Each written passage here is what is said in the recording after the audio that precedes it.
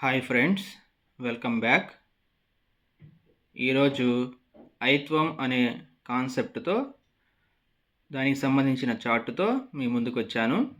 ముందుగా ఈ ఐత్వం అనే కాన్సెప్ట్ని పిల్లలకి ఏ విధంగా మనం నేర్పించాలో చూద్దాం. ఫస్ట్ సరళ అక్షరాలు తీసుకొని ఆ ఐత్వం అనేది మనం ఆ సరళ అక్షరాల మీద ఎక్కడెక్కడ ఏ విధంగా ఇవ్వాలనేది మనం పిల్లలకి నేర్పించాల్సి ఉంటుంది. ఇక్కడ చూస్తే ఫస్ట్ కాకు ఐత్వం ఇస్తే కై, గాకు ఐత్వం ఇస్తే గై, చాకు ఐత్వం ఇస్తే చై, జాకు ఐత్వం ఇస్తే జై, టాకు ఐత్వం ఇస్తే టై, డాకు ఐత్వం ఇస్తే డై, తాకు ఐత్వం ఇస్తే తై, దాకు ఐత్వం ఇస్తే దై, నాకు ఐత్వం ఇస్తే నై. అలాగే ఇటుపక్క చూసినట్లయితే పాకు ఐత్వం ఇస్తే పై, బాకు ఐత్వం ఇస్తే బై, మాకైత్వం ఇస్తే మై, రాకైత్వం ఇస్తే రై, లాకైత్వం ఇస్తే లై, వాకు ఐత్వం ఇస్తే వై, శాకైత్వం ఇస్తే సై, సాకైత్వం ఇస్తే సై, హాకైత్వం ఇస్తే హై. ఈ విధంగా పిల్లలకి సరళ అక్షరాలకి ఈ ఐత్వం అనేది ఏ విధంగా ఇవ్వాలనేది పిల్లలకి నేర్పించాల్సి ఉంటుంది. ఆ తర్వాత ఈ సరళ అక్షరాలకి సంబంధించి ఒక పదం ఇక్కడ ఇవ్వడం జరిగింది. దాన్ని కూడా వాళ్ళ చేత చదివించే ప్రయత్నం చేయాలి. ఇక్కడ చూసినట్లయితే కాకైత్వం ఇస్తే కై, వాకు దీర్ఘమిస్తే వా, రాకు సున్నా పెడితే రం, కైవారం. ఇక్కడ చూస్తే మీకు ప్రీవియస్లో మనం నేర్చుకున్నటువంటి దీర్ఘం అనే కాన్సెప్ట్ ఇక్కడ ఉపయోగపడుతుంది. అలాగే ఇప్పుడు నేర్చుకునేటటువంటి ఐత్వం అనే కాన్సెప్ట్. ఈ విధంగా మనం గతంలో నేర్పించినటువంటి గుడింతాలని ఇప్పుడు నేర్చుకునబోయే ఐత్వంతో జోడించుకుంటూ పిల్లలకి నేర్పిస్తే వాళ్ళకి రీకాల్ అనేది ఇంకొకసారి వాళ్ళకి మనం గుర్తు చేసిన వాళ్ళం అవుతాం. తద్వారా పిల్లలు ఇంకొంచెం బాగా నేర్చుకోగలుగుతారు. ఇక్కడ వరుసగా చూసినట్లయితే రెండో వార్డులో గైహికం, ఇక్కడ గుడి, హా గుడిస్తే హి, గైహికం. అలాగే చైను, నా కొమ్మిస్తే ను, దీంట్లో కొమ్ము. ఈ విధంగా ప్రతి వార్డులో కూడా మనకు ప్రీవియస్లో నేర్చుకున్నటువంటి ఏదో ఒక గుడింతం,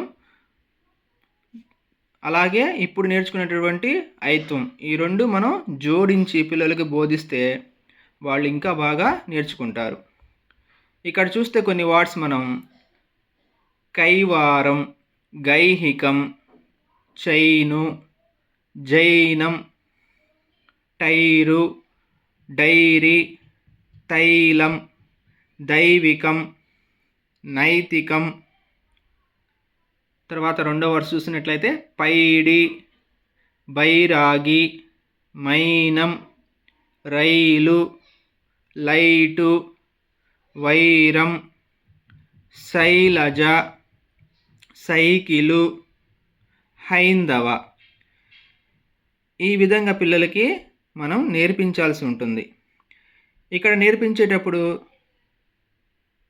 నాకు ఐత్వం ఇస్తే నై, తాగుడిస్తే తీ, కాకు సున్నా పెడితే కం, నైతికం అని ఫస్ట్ ప్రతిదీ కూడా గుడింతంతో విడమర్చి వాళ్ళకి చెప్పి ఆ తర్వాత కలిపి చదవటం. నైతికం డైరెక్ట్గా గుణించుకోకుండా చదవగలిగే విధంగా వాళ్ళకి డ్రిల్లింగ్ ఇవ్వాల్సి వస్తుంది. ఇలా ఈ రెండు రకాలుగా మనం నేర్పించిన తర్వాత పిల్లలకి 3 అక్షరాల పదాలు కానివ్వండి, 4 అక్షరాల పదాలు కానివ్వండి, మనకు తెలిసినవి బోర్డు మీద రాసి కానీ లేదా చార్ట్ మీద ప్రిపేర్ చేసి నేర్పించాల్సి ఉంటుంది. ఇక్కడ చూస్తే సైకిలు చైను, దైవ బలం, నైలు నది. పిల్లవాడు ఇక్కడ ఫస్ట్ చూడంగానే ఇట్లా చదవలేడు డైరెక్ట్గా. వాడు ఏం చేస్తాడంటే సాకైత్వం ఇస్తే సై, కాగుడిస్తే కీ, లాకొమ్మిస్తే లు, సైకిలు, చాకైత్వం ఇస్తే చై, నాకొమ్మిస్తే ను, చైను, సైకిలు చైను. ఈ విధంగా గుడించుకుంటూ చదువుతాడు ఫస్ట్. ఆ తర్వాత ప్రాక్టీస్ చేయంగా డైరెక్ట్గా సైకిలు చైను అని చెప్పి చదవగలుగుతాడు. ఈ విధంగా మనం వాడంతటా వాడు గుణించుకోకుండా చదవగలిగే విధంగా మనం వాడిని తయారు చేయాల్సి ఉంటుంది. దానికోసం మనం బాగా వాడికి ప్రాక్టీస్ ఇవ్వాల్సి వస్తుంది. ఆ తర్వాత ఇక్కడ కొన్ని సెంటెన్సెస్ ఇచ్చాం. శైలజ మైసూరు పాకు కొనింది, రైతు పొలంలో పైరు వేశాడు.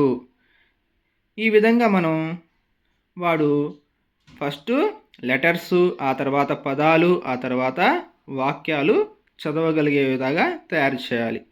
అయితే మనం ఇదే కాకుండా టెక్స్ట్ బుక్లో కొన్ని పదాలు ఇచ్చాడు కదా, అంటే ఒక పాఠం తీసుకొని ఆ పాఠంలో ఇలాంటి ఐత్వం ఉన్నటువంటి పదాలు గుర్తించండి అని చెప్పి వాడికి వర్క్ ఇవ్వవచ్చు. లేదా ఈ ఐత్వం ఉన్నటువంటి అక్షరాలు ఎక్కడెక్కడ ఉన్నాయో వాటికి సర్కిల్ చేయండి అని చెప్పి మనం డ్రిల్లింగ్ ఇస్తే వాడు ఇంకా బాగా వర్క్ బుక్ ప్రాక్టీస్ లాగా వాడికి ఉపయోగపడుతుంది. సో ఇది ఫ్రెండ్స్, నెక్స్ట్ వీడియోలో మనం తర్వాత గుణింతం గురించి నేర్చుకుందాం. Thank you friends, thank you for watching.